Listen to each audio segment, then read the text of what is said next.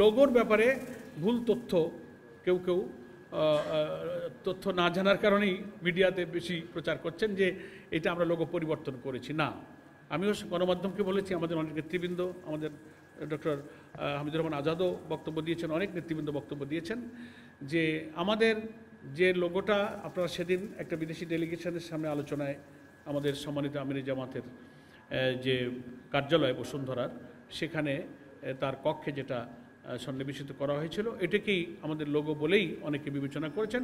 এই বিবেচনা করাটাকে আমি দর্শনীয় মনে করছি না, কিন্তু আমরা ব্যাখ্যা দিয়েছি যে আমাদের এই লোগোটাই চূড়ান্ত লোগো নয়, আমাদের লোগোটা পরিবর্তন করার সিদ্ধান্ত হয়েছে, এটা ঠিক।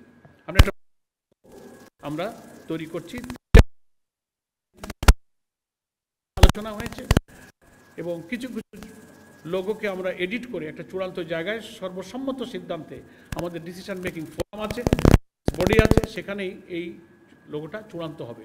যেটা আপনারা দেখেছেন, ওই যেগুলোকে আমরা একটু প্রস্তুত করছিলাম এক্সপেরিমেন্টালভাবে, পরীক্ষামূলকভাবে, ওই লোগোটা ওই দিন মেহমানরা এসেছিলেন, জাস্ট ডেকোরেশনের সময় ওটাকে একটু সেট করে দেওয়া হয়েছে।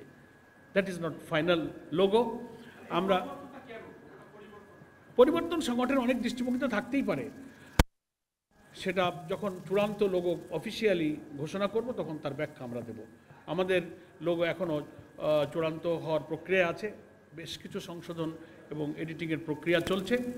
আমরা এই যে লোগো আপনারা দেখেছেন, এটা আমাদের চূড়ান্ত লোগো নয়, এটা প্রস্তুতির মধ্যেই একটা পরীক্ষামূলকভাবেই আমাদের ওখানে একটু প্রতিস্থাপন, এটা আমাদের চূড়ান্ত লোগো নয়। আমরা লোগো যখন চূড়ান্ত করব তার ব্যাখ্যা আমরা ধন্যবাদ।